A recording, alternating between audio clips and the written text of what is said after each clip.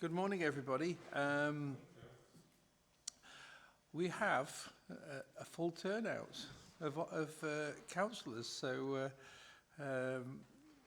quite often we have a lot of councillors because there is a fairly high attrition rate with it being a Friday morning. But this morning we've reached a record, so thank you all for coming.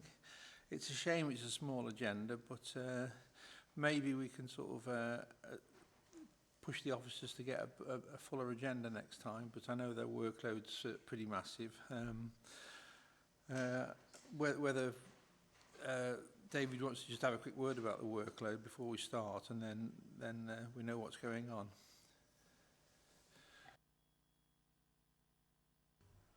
Yeah, thank you, Mr. Chairman. We've got officers have an awful long backlog of cases. We're working through them as quickly and as expediently as we can. We've divided cases up between ourselves, and we're taking those now individually, and we hope to progress those as quickly as we can.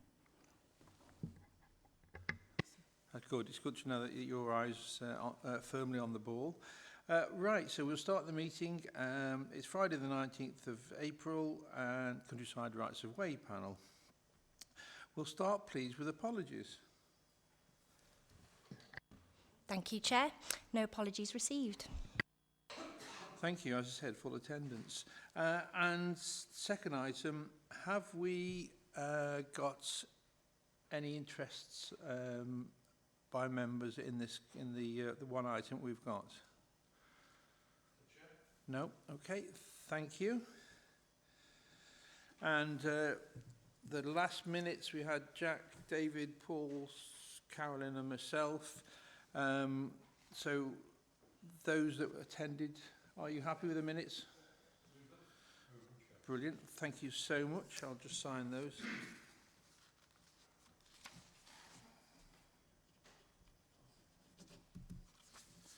Thank you.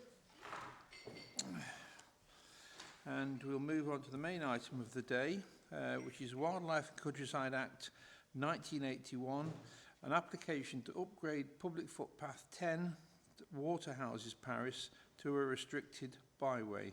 And I understand Becky's taking this. I am. Thank you, Chair. Thank you, members. So this application is for the upgrade of public footpath number 10, Waterhouses Parish, to a restricted byway. The line of the route can be found at Appendix B. I can confirm that we have received no objections or representation from the local member. The recommendation from your officers is that the evidence submitted by the applicant and that discovered by the County Council at Appendix A is sufficient to show that a right-of-way with the status of restricted byway marked A to B on the plan attached to Appendix B of this report subsists. We recommend that an order should be made to upgrade the right-of-way shown marked A to B on the plan at Appendix B to a restricted byway on the definitive map and statement of public rights-of-way for the district of Staffordshire Moorlands. This application is based on historical evidence, and the applicant submitted a selection of historical documents to support their claim. Firstly, a copy of a Quarter Sessions order dated the 1st of May 1823 was provided.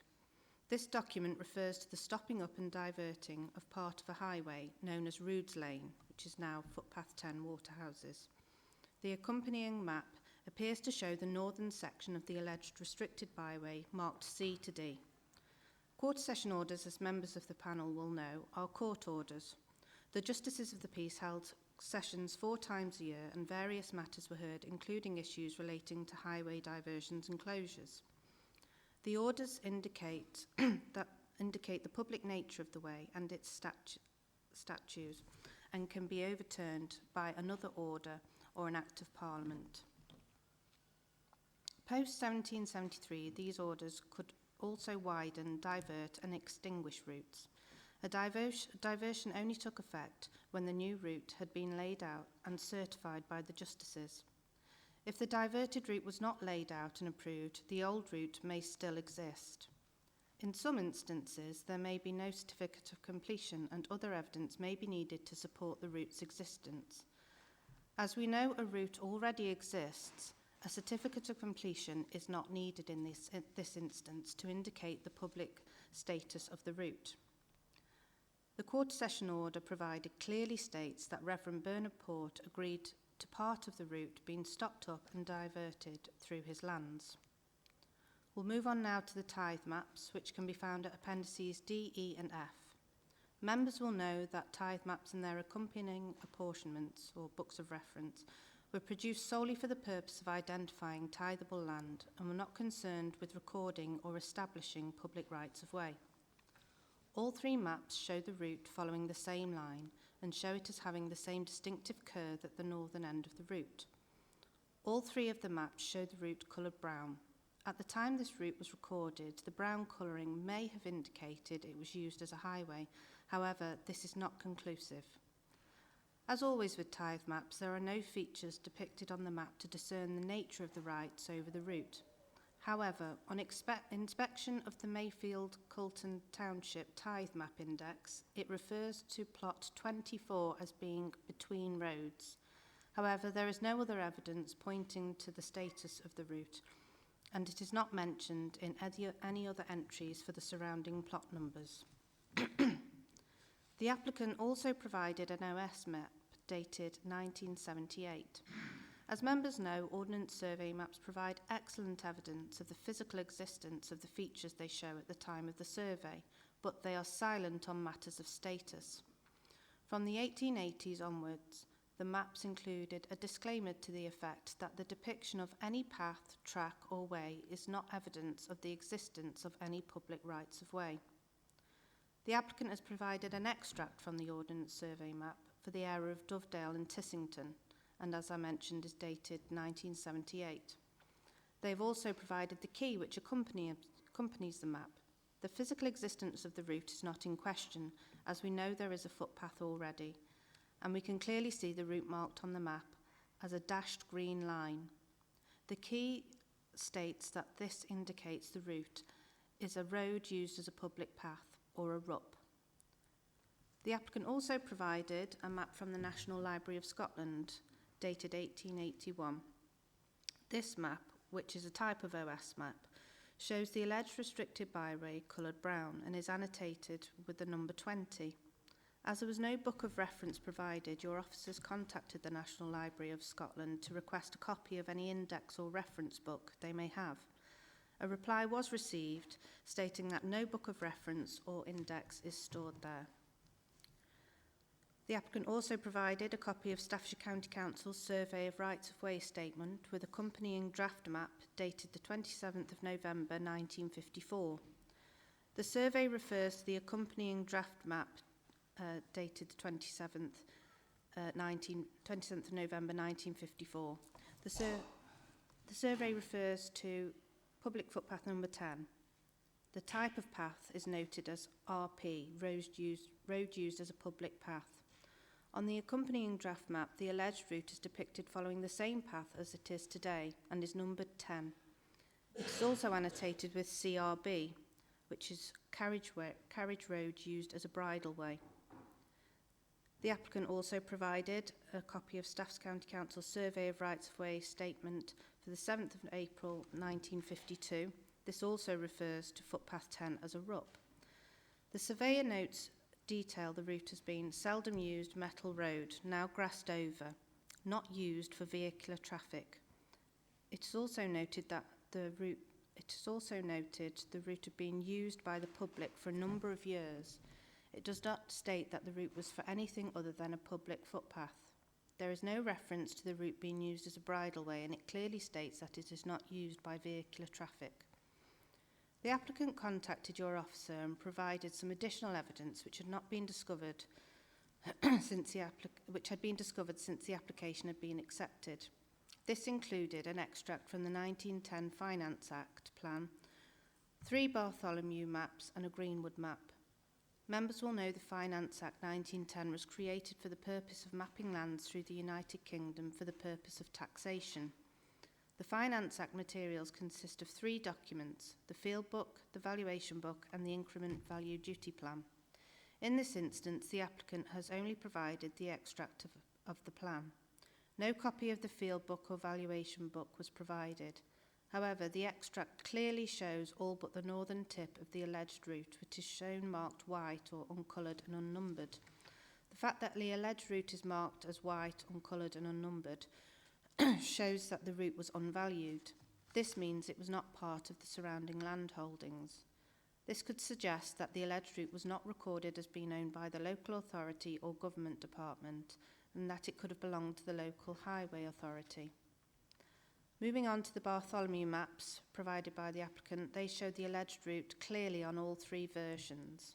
These maps were created with the public in mind and detailed public footpaths and cycle routes. The 1902 map shows the alleged route marked white, with red dots running along the length. On inspection of the corresponding key, we can see that the route is marked down as indifferent or passable. In the 1924 map depicts the alleged route much in the same way as the 1902 map, with white and red spots. The corresponding key confirms that the route is indifferent, however it does note the route is passable for cyclists. The 1941 map depicts the alleged route in the same way as the previous maps. However, when looking at the corresponding key, the route is marked as a good secondary road. This could indicate that the route was known to have higher rights than a footpath or bridleway. Lastly, the applicant provided an extract from the Greenwood map, dated 1828. The alleged route is depicted as not following the exact same path as on later maps. However, on inspection, you can clearly see the same markers indicating that this is the same as the claimed route. No key was provided, so it is not clear what the rights over the route were. However, when looking at the map as a whole, you can clearly see that the alleged route is depicted in the same way as the other routes. Ordinarily, maps created at this time did not tend to depict anything other than the routes that the public could use. As the alleged route is shown in the same way as all surrounding routes, it is possible that the route had the same right, and this could indicate that the route has higher rights than that of a footpath or bridleway. When the application was initially received, relevant landowners were contacted, but no responses were received. And since the report has been circulated to all interested parties, no comments have been received from them either. So to summarise, the application is made under section 53(2) of the 1981 Act, relying on the occurrence of the event specified in 53(3)(c)(ii) of the Act. The evidence provided by the applicant certainly proves that the right-of-way exists. However, we must remember that the existence of a route is not in question. We know that public footpath 10 Waterhouses exists. The Quarter Sessions Order or Stopping Up Order is excellent evidence that the route exists and is referred to as a highway. The Finance Act Plan extract is also excellent evidence that the route exists, and it is possible the route has higher rights than that of a footpath or bridleway. The route is depicted in the same way as all of the surrounding routes. It is coloured white and is not part of the surrounding land holdings. There is no evidence to suggest that the route was owned by the local authority or government. This suggests that the route was owned by the highway authority. The tithe maps show the existence of a route. However, it is not possible to discern the rights over the route, as the tithe map did not give the status of the route. The OS maps do show the physical existence of the route. However, they do not provide supporting evidence as to the status of the route. The Bartholomew maps prove the existence of the route, and the corresponding key provides some good evidence as to the status of the route at that time. However, these alone are not conclusive proof of the status of the route. The Greenwood map, much like the tithes, showed the physical existence of the route, and it does not provide any clarification on the status of the route. So to conclude, when the totality of the evidence is considered, it is your officer's opinion that the evidence does show, on the balance of probabilities, that a public right-of-way with the status of restricted byway, which is not shown on the definitive map and statement, subsists. And it is the opinion of your officers that the County Council should make a modification order to upgrade public footpath 10 Waterhouses to a restricted byway on the definitive map and statement of public rights-of-way. Thank you. I'm happy to take any questions. Thank you, Becky. I think the depth of evidence that you've considered does give good reason for the fact that it takes so long to get through the process. But a very comprehensive report. Thank you, David. Chairman, on the strength of the evidence that we've heard, I think that we should approve the officer's recommendation, and I move accordingly. Paul? Strength of the evidence, I mean, we've got the Finance Act, the Tithe Acts, Quarter Sessions Acts.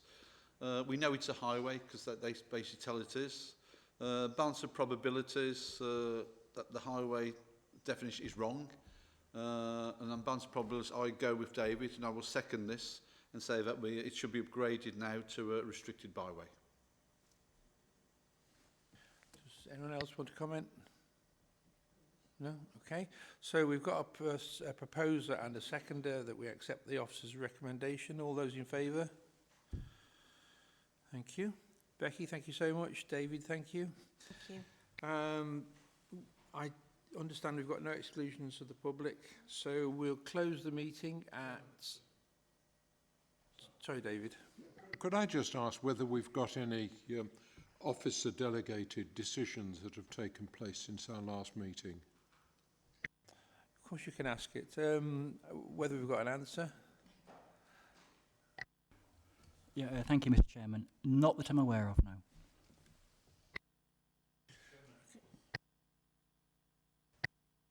Could I ask officers, if they are delegated, it becomes part of the papers, so we're updated on them at every meeting? Is that possible, please? Yes, of course, Mr. Chairman. Thank you. I would actually go a stage further and put it down as an agenda item, please, on each meeting, and then we know for definite. Okay, so thank you all very much. It's 10:20 nearly, and have a safe journey home. Thank you.